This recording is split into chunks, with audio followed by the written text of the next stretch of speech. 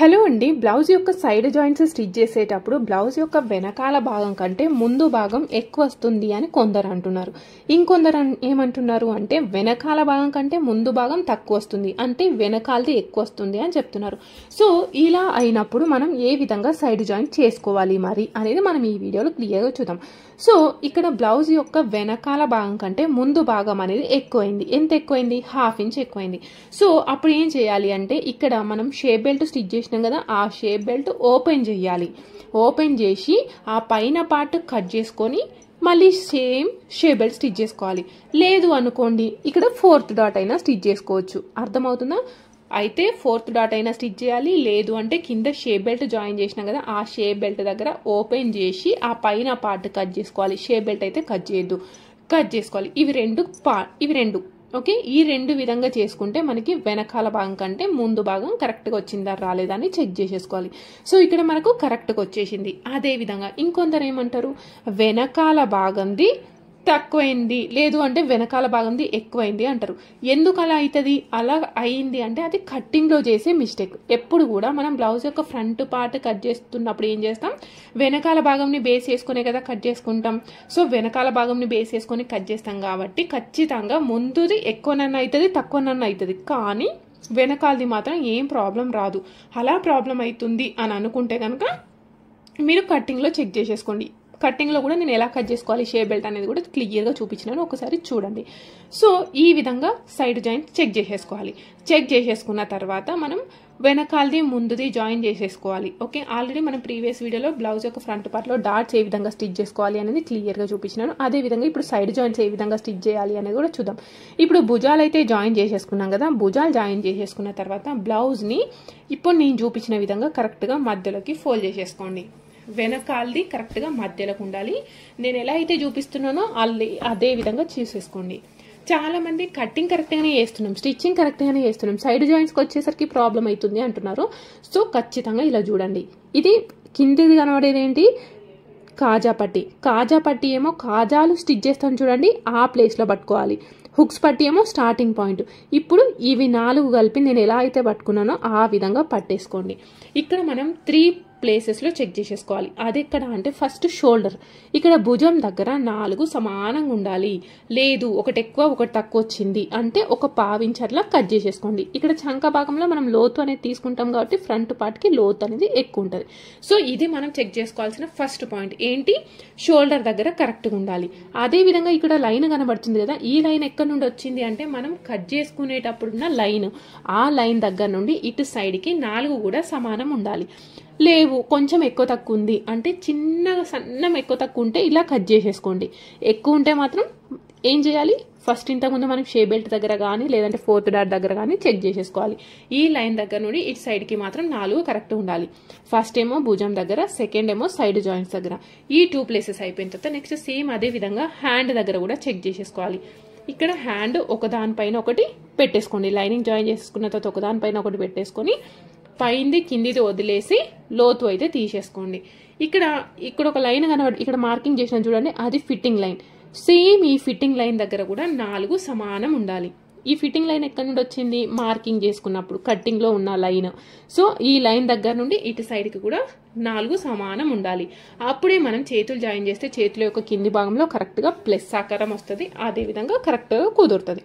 So మనం 3 points అయితే గుర్తున్నాయి కదా, భుజము, సైడ్ జాయింట్స్, చేతులు. ఇవి 3 కరెక్ట్గా సెట్ అయిన తర్వాత మనం హ్యాండ్స్ అయితే జాయిన్ చేయాలి.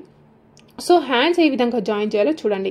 ఇక్కడ భుజం దగ్గర మనం సెపరేట్గా జాయిన్ చేసినాం కాబట్టి ఇలా ఒకసారి కచ్ మార్కులతోనైతే పెట్టేసుకోండి, కరెక్ట్గా సెట్ అవుతుంది. ఆ తర్వాత ఇప్పుడు మనం రెడీ చేసుకున్న హ్యాండ్స్ ఉన్నాయి కదా, హ్యాండ్స్ తీసేసుకొని దీనిపైన మనం స్టిచ్చింగ్ అయితే వేసేసుకుందాం. ఇక్కడ ఒక సైడ్ ఏమో లోతు ఉంది, ఇంకొక సైడ్ ఏమో లోతు లేదు. సో ఈ లోతు ఉన్నది ఎటు సైడ్ స్టిచ్ చేయాలి, ఫ్రంట్ సైడ్కి. సో హ్యాండ్ యొక్క మిడిల్లో కచ్ మార్క్ పెట్టేసుకొని ఈ కచ్ మార్క్ వచ్చేసి షోల్డర్ పైన పెట్టేసుకోండి. ఓకే, హ్యాండ్ యొక్క మిడిల్ కచ్ మార్క్ పెట్టేసుకొని ఫస్ట్ షోల్డర్ దగ్గర నుండి మీరు ఇటు సైడ్ అయినా ఒక సైడ్ స్టిచ్ వేయండి. అయితే వెనకాల సైడ్ అయినా స్టిచ్ చేయండి, ముందు సైడ్ అయినా స్టిచ్ చేయండి. కానీ మీరు స్టిచ్ చేసేటప్పుడు ఇక్కడ మీరు స్టిచ్ చేసే హ్యాండ్ యొక్క క్లాత్ కానీ లేదు అనుకుంటే కింద బ్లౌజ్ బాడీ పార్ట్ యొక్క పార్ట్ కానీ ఏది కూడా లాగద్దు. జస్ట్ ఒక దానిపైన ఒకటి పెట్టేసి స్టిచ్ చేయండి. కానీ మీరు స్టిచ్ చేసేటప్పుడు హ్యాండ్ కానీ లేదంటే ఒకటి ఎక్కువ అవుతుంది ఒకటి తక్కువ అవుతుంది. అప్పుడు ఏం చేస్తారు, రెండు కలిపి సమానం ఉండాలి కదా అని గుంజి పట్టుకుంటారు. సో రెండు సమానం ఉండాల్సిన అవసరం అయితే లేదు. జస్ట్ ఒక దానిపైన ఒకటి పెట్టేసుకొని నార్మల్గానే స్టిచ్ అయితే వేసేసుకోండి. కానీ అస్సలు గుంజొద్దు. ఒకవేళ గుంజిర్రు అనుకోండి మీకు చంక దగ్గర మొత్తం ముడతలు అయితే వచ్చేస్తాయి. సేమ్ ఇప్పుడు అదే విధంగా మళ్ళీ షోల్డర్ పై నుండి ఇంకొక సైడ్కి స్టిచ్ చేయండి. ఎస్పెషల్లీ ఫ్రంట్ సైడ్ అయితే అస్సలు లాగద్దు. ఎందుకంటే మనం ఫ్రంట్ పార్ట్ అనేది క్రాస్ కట్లో కట్ చేస్తాం కాబట్టి కొంచెం ఇట్లా లాగినా కూడా సాగినట్టుగా అవుతుంది. సాగకుండా నార్మల్గా పెట్టి స్టిచ్ అయితే వేసేసుకోండి. ఓకే, సేమ్ కాన్సెప్ట్ మీరు బ్లౌజ్కి కానీ డ్రెస్కి కానీ దేనికి స్టిచ్ చేసినా కూడా అస్సలు లాగకుండా జస్ట్ ఒక దానిపైన ఒకటి పెట్టేసుకొని స్టిచ్ అయితే వెయ్యాలి. ఓకే, ఒకవేళ కొంచెం లాగినా కూడా మీకు చంక దగ్గర ముడతలు వస్తాయి. మీరు చెప్తారు కదా అక్కయ్య కటింగ్లో ముడతలు రాకుండా ఉండాలి అంటే ఇలా కట్ చేయాలి అని. సో కటింగ్ ఎంతైతే ఇంపార్టెంటో ఇక్కడ హ్యాండ్కి చేతులు జాయిన్ చేయడం కూడా అంతే ఇంపార్టెంట్. అలా జాయిన్ చేసుకుంటేనే మనకి ముడతలు అనేవి రాకుండా పర్ఫెక్ట్గా కుదురుతుంది. సో ఒకసారి స్టిచ్ అయితే వేసేసుకున్న తర్వాత మళ్ళీ ఫస్ట్ నుండి లాస్ట్ వరకు మళ్ళీ ఇంకొక స్టిచ్ అయితే వేయండి. ఈ స్టిచ్ చేసేటప్పుడు అటు ఇటు జరపకుండా స్ట్రైట్గా ఈక్వల్గా స్టిచ్ అనేది వేసేసుకుంటూ రావాలి. అప్పుడే మనకి ముడతలు అనేవి రాకుండా పర్ఫెక్ట్గా కుదురుతుంది. ఓకే, సో ఖచ్చితంగా ఇదే విధంగా స్టిచ్ అయితే వేసేసుకోండి. రెండు చేతులు కూడా ఇదే విధంగా జాయిన్ చేసేసుకున్న తర్వాత సైడ్ జాయింట్స్ ఏ విధంగా స్టిచ్ చేయాలో చూడండి. ఇప్పుడు ఒకవేళ మీకు వీలైతే ఐరన్ కూడా చేసేసుకోండి. అస్సలు ముడత రాకుండా పర్ఫెక్ట్గా కుదురుతుంది. ఓకే, ఇప్పుడు ఈ విధంగా జాయిన్ చేసేసుకున్న తర్వాత ఇలా ఐరన్ అయితే చేసేసుకోండి. ఫస్ట్ లైనింగ్ సైడ్, ఆ తర్వాత మెయిన్ ఫ్యాబ్రిక్ సైడ్. ఇక్కడ ఈ విధంగా అయితే కనిపిస్తుంది. నెక్స్ట్ ఇప్పుడు మన బ్లౌజ్ యొక్క వెనకాల భాగం ఉంది కదా, ఈ బ్లౌజ్ యొక్క వెనకాల భాగంని ఇక్కడ సేమ్ అదే విధంగా చేతులు కూడా జాయిన్ చేసేసుకోండి. వెనకాల భాగం తీసేసుకొని కరెక్ట్గా మధ్యలోకి ఫోల్డింగ్ అయితే వేసేసుకోండి. ఇలా ఫోల్డ్ చేసేసుకొని ఈ మిడిలో ఒక మార్కింగ్ అయితే వేసేసుకోండి. మెయిన్ ఫ్యాబ్రిక్ సైడ్ కానీ లేదు అనుకుంటే లైనింగ్ సైడ్ కానీ ఈ విధంగా ఒక డాట్ అయితే మార్క్ చేసేసుకోండి. ఇప్పుడు ఈ విధంగా డాట్ మార్క్ చేసేసుకున్న తర్వాత ఇక్కడ మీరు హుక్స్ పట్టి కుడుతున్నారా కాజా పట్టి సైడ్ కుడుతున్నారా గుర్తుపెట్టేసుకోండి. ఈ డాట్ దగ్గర వెనకాల భాగంలో మిడిల్లో పెట్టుకున్న డాట్ దగ్గర ఈ హుక్స్ పట్టి ఉంది కదా, హుక్స్ పట్టి యొక్క స్టార్టింగ్ పాయింట్ వెనకాల మనం మార్కింగ్ చేసుకున్న దగ్గర డాట్ దగ్గర పెట్టేసుకోవాలి. నేను ఎలా పట్టుకున్నానో మీరు కేర్ఫుల్గా అబ్జర్వ్ చేయండి. ఈ విధంగా మిడిలో పట్టేసుకొని లాస్ట్ వరకు టైట్గా గుంజినట్టుగా పట్టేసుకోండి. ఇట్లా లూజ్ అనేది ఉండొద్దు. ఈ విధంగా టైట్గా పట్టేసుకొని మనం సైడ్ జాయింట్స్ అయితే వేసేసుకోవాలి. సైడ్ జాయింట్స్ వేసేటప్పుడు ఇక్కడ మీకు ఒక లైన్ అనేది కనబడుతుంది కదా, ఈ లైన్ వచ్చేసి మనం కట్ చేసుకునేటప్పుడు ఉన్న లైన్, అంటే ఇది ఫిట్టింగ్ లైన్. ఒకవేళ మీకు ఆ లైన్ లేదు అనుకోండి, మొత్తం కార్నర్లో స్టిచ్ వేసేసుకొని కొలత బ్లౌజ్తో చెక్ చేసుకొని స్టిచ్ చేసుకోవచ్చు. కానీ ఇక్కడ లైన్ అయితే ఉంది కాబట్టి సేమ్ ఇదే లైన్ పైన స్టిచ్ అయితే వేసేసుకోండి. అండ్ అదేవిధంగా ఇంతకుముందు మనం చేతులు జాయిన్ చేసిన ఖర్చు ఉంది చూడండి, ఆ ఖర్చు అనేది ఎప్పుడు చేతుల సైడ్ చూస్తున్నట్టు ఉండాలి. నెక్స్ట్ ఇక్కడ హ్యాండ్కి దగ్గర మార్కింగ్ అయితే ఏం లేదు కాబట్టి హ్యాండ్ యొక్క ఫిట్టింగ్ అనేది ఒకసారి కొలత బ్లౌజ్తో కొలుచుకోండి.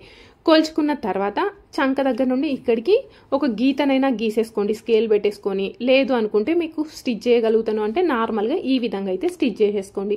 ఇప్పుడు మనం ఒక సైడ్ మాత్రమే స్టిచ్ చేసుకున్నాం, రెండో సైడ్ కూడా సేమ్ ఇదే విధంగా స్టిచ్ చేయండి అని నేను చెప్పను. ఎలా అంటే చూడండి, ఈ మిడిల్ పాయింట్ దగ్గర నుండి ఇక్కడ ఇది కాజా పట్టి కదా, కాజా పట్టికి 2 కుట్లు అయితే ఉంటాయి. ఆ 2 కుట్ల మధ్యలో కాజాలు స్టిచ్ చేస్తాం. సో ఆ 2 కుట్ల మధ్యలో ఇప్పుడు మనం వెనకాల భాగం యొక్క మిడిల్ని మార్కింగ్ పెట్టేసుకొని సేమ్ ఇంతకుముందు లాగా సైడ్ వరకు టైట్గా పట్టేసుకోవాలి. హుక్స్ పట్టి కాజా పట్టి కటింగ్ చేసుకోవడం డిఫరెంట్, స్టిచ్చింగ్ వేరు. అదేవిధంగా సైడ్ జాయింట్స్ వేసేటప్పుడు కూడా ఆ పాయింట్ అనేది గుర్తుపెట్టుకోవడం మెయిన్ ఇంపార్టెంట్. ఇక్కడ మీకు ఏందక్క ఇన్ని లైన్స్ కనబడుతున్నాయని అనుకుంటారు. సో బ్లౌజ్ కట్ చేసేటప్పుడు కొన్ని ప్రాబ్లమ్స్ గురించి నేను ఎక్స్ప్లెయిన్ చేసినాను, మీకు వచ్చే ప్రాబ్లమ్స్ గురించి. సో మీకు ఎవరికైనా కావాలి అనుకుంటే కటింగ్ వీడియో దీనికంటే ముందు వీడియోలో పోస్ట్ చేసినాను, చూసేసేయండి. సో ఇప్పుడు ఈ విధంగా 2 సైడ్స్ స్టిచ్ అయితే వేసేసుకున్నాం, అటొక కుట్టు ఇటొక కుట్టు. ఈ విధంగా కుట్టు వేసేసుకున్న తర్వాత ఒక్కసారి మనం కొలత బ్లౌజ్తోని చెక్ చేసేసుకోవాలి. కొలత బ్లౌజ్ యొక్క కింద హుక్స్ దగ్గర నుండి కింది కాజా వరకు ఇలా టైట్గా పట్టేసుకొని చెక్ చేసేసుకోండి. అంటే మనం స్టిచ్ చేసింది కొలత బ్లౌజ్ యొక్క నడుము కంటే లూజ్ అయిందా టైట్ అయిందా సేమ్ ఉందా అనేది తెలుస్తుంది. సో ఇక్కడ మాత్రం మనకి సేమ్ వచ్చేసింది, కొలత బ్లౌజ్తోని నడుము పర్ఫెక్ట్గా సెట్ అయింది. ఇది ఫస్ట్ పాయింట్. సెకండ్ వచ్చేసి హ్యాండ్ ఫిట్టింగ్ కూడా చెక్ చేసేసుకోండి. కింద, ఇది second. Next third most important ఏంటి అంటే చెస్ట్. ఫస్ట్ హుక్స్ దగ్గర నుండి చంక వరకు ఇలా టైట్గా కరెక్ట్గా పట్టుకొని చెక్ చేసేసుకోవాలి. ఈ 3 కొలతలు కరెక్ట్గా ఉంటే కొలత బ్లౌజ్తో పర్ఫెక్ట్గా వస్తుంది. ఒకవేళ మీకు ఏమైనా లూజ్ కానీ టైట్ కానీ ఉంటే ఇక్కడనే అడ్జస్ట్మెంట్ అయితే చేసేసుకోవాలి. ఇక్కడ మనకి మొత్తం 3 కూడా కరెక్ట్గా వచ్చేసినాయి కదా. కరెక్ట్గా వచ్చేసిన తర్వాత సైడ్కి ఇప్పుడు నేను వీడియోలో చూపించినట్టుగా కుట్లు అయితే వేసేసుకోవాలి. ఎన్ని వేసుకోవాలి? 3 లేదా 4 కుట్లు అయితే వేసివ్వాలి కస్టమర్ బ్లౌజ్ని. సో ఇలా స్ట్రెయిట్ లైన్స్ రావాలి అన్నా, లేదు అనుకుంటే మనకి ఎక్కడ ప్రాబ్లం లేకుండా బ్లౌజ్ కుదరాలి అనుకున్నా కూడా పర్ఫెక్ట్ మెథడ్లో బ్లౌజ్ అనేది కటింగ్ అండ్ స్టిచ్చింగ్ అయితే చేసేసుకోవాలి. ఓకే, మీకైతే అర్థమైంది కదా. దీని యొక్క కటింగ్ వీడియో ఎక్కడ ఉంటుంది? దీనికంటే ముందు వీడియోలో cutting step by step post చేసినాను. స్టిచ్చింగ్ కూడా మనం థ్రెడ్ పైపింగ్ ఏ విధంగా స్టిచ్ చేసుకోవాలి, బ్లౌజ్ యొక్క ఫ్రంట్ పార్ట్లో డాట్స్ ఏ విధంగా స్టిచ్ చేసుకోవాలి అనేది స్టెప్ బై స్టెప్ చూపించినాను. మీకు ఎవరికైనా ఇంట్రెస్ట్ ఉన్న వాళ్ళు చూసి నేర్చేసుకోండి. ఓకే, మీకున్న డౌట్స్ అన్ని క్లారిఫై అని అనుకుంటున్నాను. వీడియో నచ్చితే లైక్ చేయండి.